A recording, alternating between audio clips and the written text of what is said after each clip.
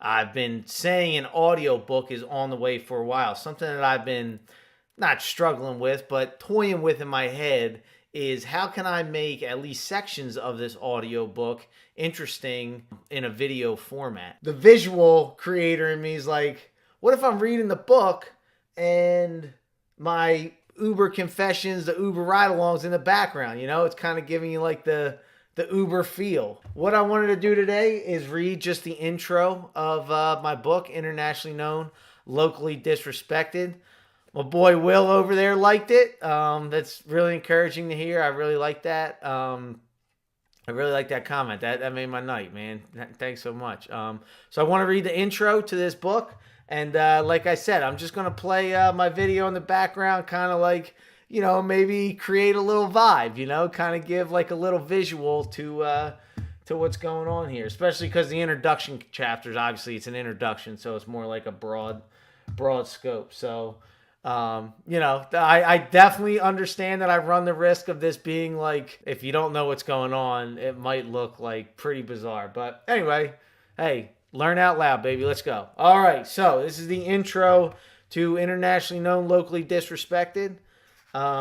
Just a collection of 25. There's 25 chapters. Just a collection of 25 crazy Uber stories. So, here we go. I am an Uber driver, and I am not as dumb as you think I am. Now, I don't mean in the sense of intelligence, although if I told you my IQ, you might be reminded that unrewarded genius is almost a proverb. I don't mean in the sense of education, although if I showed you my transcript, you might be reminded that the world is full of educated derelicts. And I don't mean in the sense of trivial facts and knowledge, although it should be noted that I have come away victorious not once, not twice, but thrice, at my local bar's trivia night. Would have been more, too, if it wasn't for that damn round where you have to name all the TV theme songs. Now, I've learned the hard way what people assume about Uber drivers, so I'm going to hold this up a little so I keep trying to look at the camera. Now, I've learned the hard way what people assume about Uber drivers, so I figured it's a low bar to begin with. But when I say I'm smarter than you think I am, I mean I have one hell of a perspective on the human condition, a perspective I am all but certain is broader than most. At this point, you may very well be thinking, this guy's a pompous asshole with delusions of grandeur he cooked up during all the idle time he has at his low-class job. If he was so smart, he wouldn't be a fucking Uber driver. That sentiment, in some shape or form, has been expressed to me by my Uber riders and by strangers who ask me what I do for a living, and even by friends and family at times, typically when passions are high and they're trying to cut deep, as friends and family do. So forgive me for such a brash introduction, but it has been my experience that if I don't assert my qualifications, people associate my status as an Uber driver with my intelligence, value, and potential. I'm not going to claim I grew up poor, especially after what I've seen driving Uber in Philadelphia. I've come across destitution in my own city that most people don't even know exists, let alone have seen. By America's standards, I grew up very middle class, but unlike the typical middle class standard of keeping up with the Joneses, I grew up with parents that believed frugality was next to godliness. They worked for every red cent they had and wanted to instill in me the same values. I think I was the only kid on the high school football team that had to buy his own cleats. On a very related note, I was also the only kid on the high school football team with the cheap rubber cleats instead of the screw-ins. I lost my starting...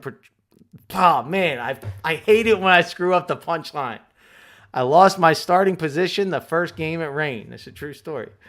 Point is, I grew up... When that was junior year. I got it back senior year. Don't worry. But actually, so junior year, I started working, and I could afford the nice cleats for my senior year. Point is, I grew up with the mindset of you do what it takes to handle your responsibilities. In the household I grew up in, the only judgment on the janitor was that he was doing the right thing. As embarrassing as it is to admit, I had no idea how much stock people put into social status until I became an Uber driver.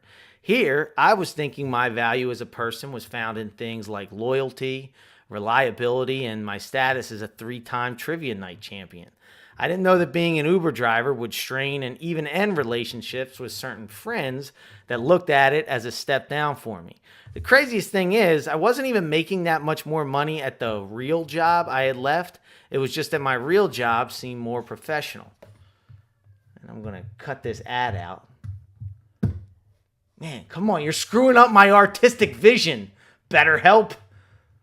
God, killing me. I'm smart enough to know that their comments are more of a projection rather than anything personal. When I'm working on a Saturday night and the drunk in the back seat tells me to get a real job, instead of taking offense, I always ask them what they do for a living. Almost every time, the person who criticizes my job shares how they can't stand their own. I once even had a passenger tell me she was hospitalized for having panic attacks every Sunday when she would prep for her work week. What I find so fascinating is how these people are so blind to their own source of misery that they were encouraging me to drink the Kool-Aid with them, to work a job that I hate from Monday to Friday, wash reality away with alcohol every Friday and Saturday, and then spend my Sunday hungover and dreading the week ahead. Call me crazy, but I'd rather chase after something I enjoy Monday through Friday, and if that means having to work Uber all weekend and the occasional weekday to make ends meet, sign me up. You should know I was normal once. I wore khaki pants and shirts with buttons to a job that came with my own office, a long commute, and a weekend that was the highlight of my schedule. But when a pay raise made me take a step back and evaluate the way the rest of my life was being mapped out, I didn't like what I saw, so I quit. As my peers advanced in their careers and started getting married and buying houses, I started driving for Uber. Why? Because after I quit my job, I committed the next 3 months of my life to something on my bucket list, writing a book. I self-published that first book, and it was not what you would call commercially successful, aka I'm still in the hole from it. But what I found being my own boss was a freedom I never wanted to lose, and it wasn't long before I promised myself that I was going to do everything in my power to avoid going back to the grind of a 9 to 5. Right around the time I had finished writing that book, I realized I had burned through pretty much all of my savings. At that time, Uber wasn't new, but it was just becoming mainstream. The freedom and the flexibility it offered was enough for me to give it a shot. When I first started driving, I was able to clear enough on the weekends to support my lifestyle while working on my creative endeavors during the week. And despite being such a low-class job, Uber was what people were interested in at the holiday parties. I was the Kerouac with a story to tell, and driving in a city known for its bad attitude and affinity for alcohol, there was never a shortage of material. I can think of no other profession that this right here is why I love Uber, and I've said it a million times, but I can think of no other profession that allows you to interact with people from every socioeconomic status in such a private, intimate, and anonymous environment that naturally encourages strangers to share their truth without judgment or consequence. After all, I'm just an Uber driver. Who cares what I think of them? And if that isn't enough for people to show their true selves, the alcohol that's usually involved is. Unlike a therapist who gets clientele constrained to their pay range,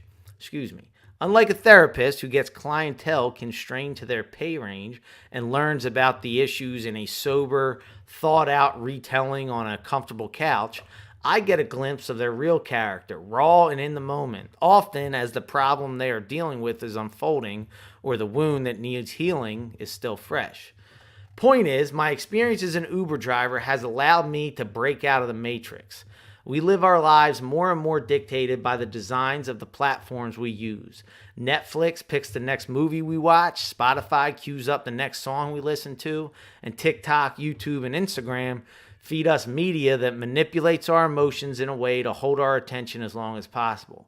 These platforms mirror our preferences and then, be it by design or unintended consequence, mold us, providing us a personalized, endless stream of content full of viewpoints that usually we already agree with.